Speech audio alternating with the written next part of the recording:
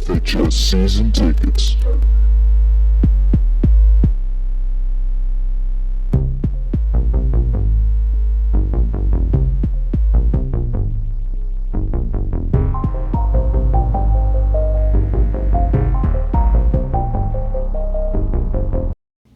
Welcome back to another episode of FHS Season Tickets. I'm Michael. I'm Nick. I'm Christian.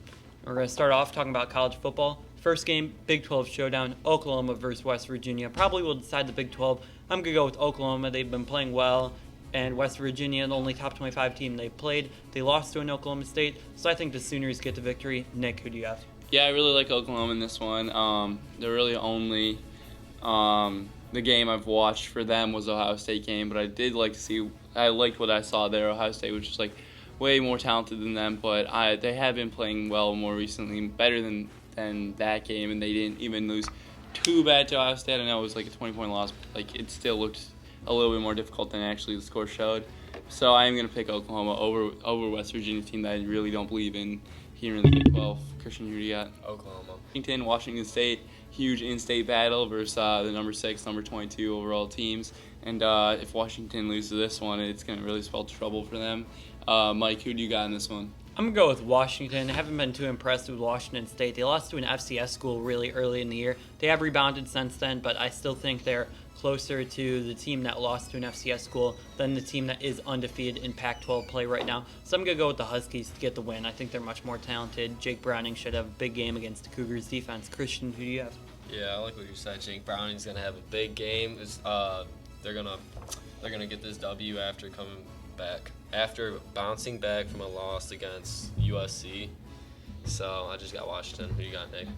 Man, do I wish Washington was playing a little bit better than Washington State, because I really just want these overrated teams to start losing more, but I'm going to have to pick Washington. I'll give you Washington as an overrated team. I won't give you Clemson or Michigan, but I'll give you Washington. Clemson's a little bit overrated. They're still really good. Michigan. Clemson is overrated. Michigan's a little overrated, but still really good. Washington, though, will get this win just based on how bad Washington State is. As Mike said, they lost to an FCS school. That's an unforgivable offense in college football. I don't know how they're ranked top 25. Move on to Florida State, Florida. Who do you got? I'm just going to take Florida just because I like them a lot, and they've been playing pretty good this season. I like their secondary. They've been playing extremely well. And, who do you got, Nick? I'm going to take Florida State. I feel like they're a little bit more balanced on both ends. I like their quarterback, something I can never say for Florida. And I like their defense, too. It's just that it's whether who they're going to show up that day. And I think they will for this in-state rivalry. Mike, who do you have? Florida State, it's going to be just like last year. Florida's going to get 3 or 6 points. Their offense is horrible. They're so banged up. Not going to be able to do anything against Florida State defense. Florida will slow down the Florida State offense. I don't think Dalvin Cook has a huge game, but I don't think it's really close. I think Florida State wins this one pretty easily. And the big game of the week, Ohio State versus Michigan. I'm going to go to you guys first. Nick, who do you have?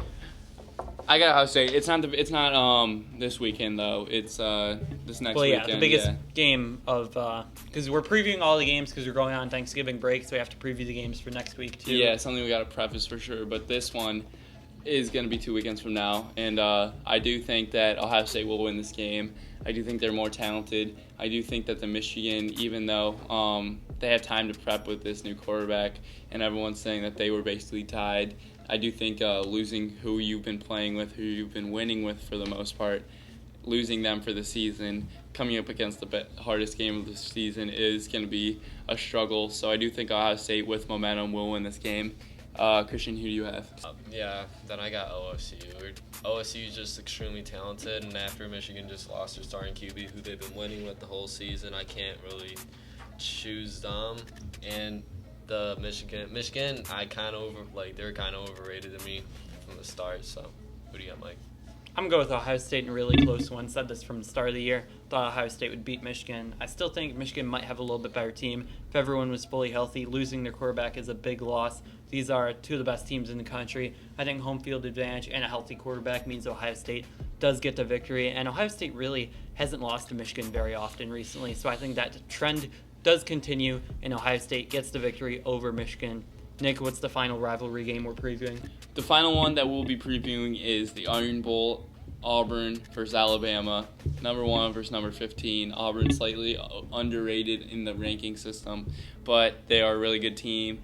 But again, Alabama, stacked as they always been. I usually don't explain these games. I'm just going to give Auburn the benefit of how they've been playing recently, how historic this rivalry is. Again, back in, I believe, 2013, that crazy field goal for a touchdown. Kick six. Anything can happen. So I do think Alabama's going to win this game. I don't think it's going to be necessarily as tight down to the wire as it was that time.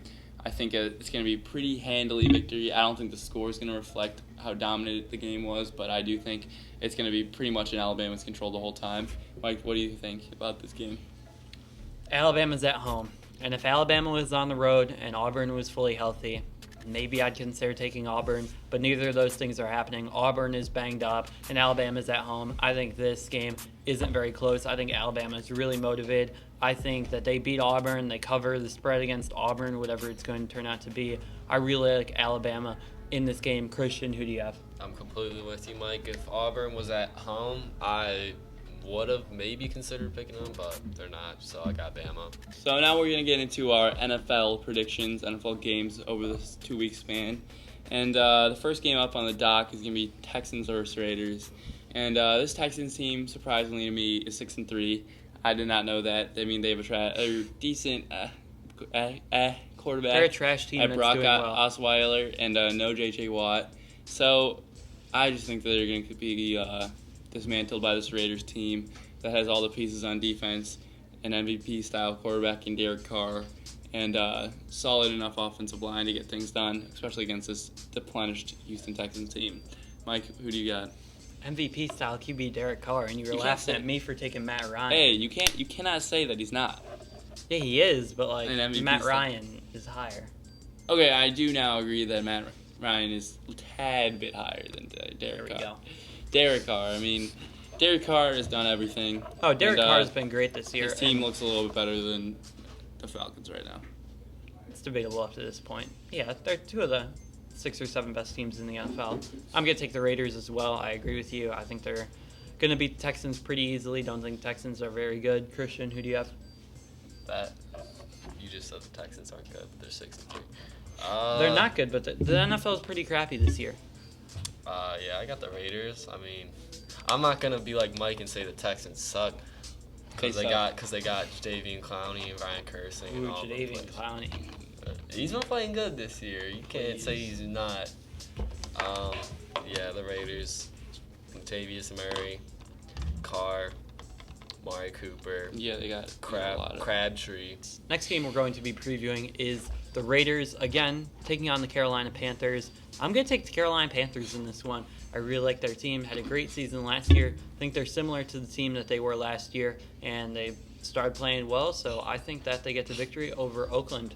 This dude just said that Carolina, a 3-6 Carolina team, is similar to the team that started out like 14-0. They have a similar roster. He said the Texans suck, but they're What? 6-3, and then he takes a 3-6. All right, so earlier, yesterday, Mike did say that there's only like 6 teams in the NFL that could beat Carolina at 3-6. That I would pick to I beat just think Carolina that I right think now. that's just blasphemy. I think that the Raiders are going to easily handle business against Carolina. I think Cam Newton is a second-tier quarterback in the NFL. I think that The NFL MVP is second year. That's about as ridiculous as saying Steph Curry is in the top 5 he had point one guard. good year, whatever. And I think that their wide receivers are running into each other. I think that their defense their ownership really just messed up while not keeping Josh Norman, just keeping That was him. a bad move. And I just think their defense is hobbled because of it. I think the Raiders are having the right momentum. I don't think a 3-6 Carolina team can really stack up to this team. And I just think the Raiders are going to destroy. I think Mike's wrong on that point about Carolina being as good as last year. You guys say the most outrageous statements. He's a second-tier quarterback in the NFL. That's blasphemy. I was gonna say I got the Raiders because I just don't think Carolina's defense can handle anyone in the NFL after losing Josh Norman. They're just gonna get picked apart. That's all I gotta say. And Cam Newton's just gonna cry about getting hit by not Von Miller, but Khalil Mack. Yeah, taking the tear. Probably will Yeah, cry about that. my God. Yeah. Where's the flag? Officials don't protect me. Right. Cam Newton has become a crybaby after losing to the Broncos in the Super Bowl. I'll give you that one. The next game we got on is Kansas City Chiefs versus Denver Broncos. I think I got the Chiefs in this one. They're both kind of similar teams, but I think the Chiefs have a little bit better offense. And Denver Broncos offense ain't scoring on no one. Yeah, I'm going to take the Broncos in this one. I think they have fantastic defense, as do the Chiefs as well, but I think it's just a little bit better. I think the offenses are really comparable, so I think it's a slight nod to the Broncos, and defense is going to get them the victory. Christian, who do you have? Yeah, I like the Chiefs, but I love my Denver Broncos. Their defense is too talented. Their offense, I mean, it struggles at times, but I don't think it's going to struggle this game. Chiefs talented. Broncos going to take this one. And now we're going to go into the NBA. First thing we're going to talk about, the Warriors defeated the Raptors in Toronto last night on Drake night. What were your guys' thoughts about the game? The Warriors were blowing them out and then somehow let them sneak back in. I just think DeMar DeRozan's having a good year this year, but I don't think he can do as much without having to be able to shoot that three ball. Only have 5 on the year. Christian, what do you think? Good game. I mean, I swear the Raptors are like notorious for like getting blown out and then somehow making a comeback. Yeah, that's all I got. What are your guys' thoughts on DeMar for MVP? He's definitely the most valuable player on their team, but I don't think he's like. I think if they didn't have him, they would still win like some games, but not like all the games they're winning. Nick, your thoughts? I think averaging 33 points per game right now, you gotta have to put him in discussion. He's shot 12 twos per game, has made 12 twos per game. First time done since '92 Jordan. So I think that you got to put him up there, but I don't think he has a possible way of winning the NBA just based on how the NBA has trended since the '90s, really. Yeah, I agree. He should definitely be in the discussion right now, but I expect a pretty major decrease on his points per game average as the season goes on. And what are you guys' thoughts about LeBron James sitting out the game against the Pacers?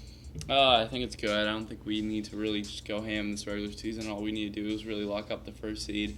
I'll be fine with that. I think with the Raptors lost yesterday, I think it was really a smart decision because we knew they were going to probably lose that one. And we want to rest LeBron for the playoffs regardless. So I definitely think that we're looking long-term instead of short-term, really trying to keep up this the win total. So I think it was a really smart move, maybe a little bit more controversial in a lot of people's eyes, but I think it'll pay off in the postseason. Yeah, it'll definitely pay off in the postseason. But if I wasn't like a Cavs fan, if I was someone that really wanted to see this game, I'd be kind of irritated just because I wanted to see LeBron against Paul George. But yeah, it is what it is. It's like a Popovich move. Yeah, it is. Yeah. It is a bit disappointing the game that he did pick to rest. I'm all for LeBron resting. Like the amount of minutes this dude has played in his career is ridiculous. Yeah. Like so many games for a guy who's 31 years old. Kind of interesting that it's coming right after him and his agent and the Phil Jackson thing. Maybe there's something to that, or maybe it was just him getting rested. Yeah. I'm not too sure about that. He just needs his rest. Yeah, I think it's just the rest. I am all for LeBron getting his rest. He does deserve it. Just save him for the playoffs, to be honest. I'd be even fine getting the 2 seed like we did versus the Hawks at LeBron's first year. And then this year, I think it might be a little bit more scary. I think we want to get the first so you think the East is difficult? I said the bottom is better than the West bottom. I said the top. These he guys. starting to This sway? dude Mike trying to starting to change? bring up arguments. You think the East is better now? Wishy-washy. Better than last year. I think Nick's converting a little bit. Nick's flip. And the final thing I want to talk about, Kristaps Porzingis, one of my favorite players in the NBA, probably my favorite player in the NBA, had 35 points last night against the Detroit Pistons. He had a fantastic game. Yeah, and Porzingis went off. He had a nice poster dunk. Hey, he was going on pace for 50. I thought he was really just going to go for 100.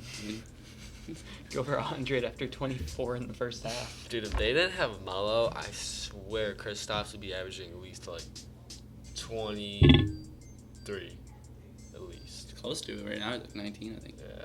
Yeah, he's having a solid year. And that will wrap it up for this episode of FHS Season Tickets. If you guys enjoyed, make sure to leave a like and also subscribe for more season ticket videos. Thank you. Peace on the streets. Peace.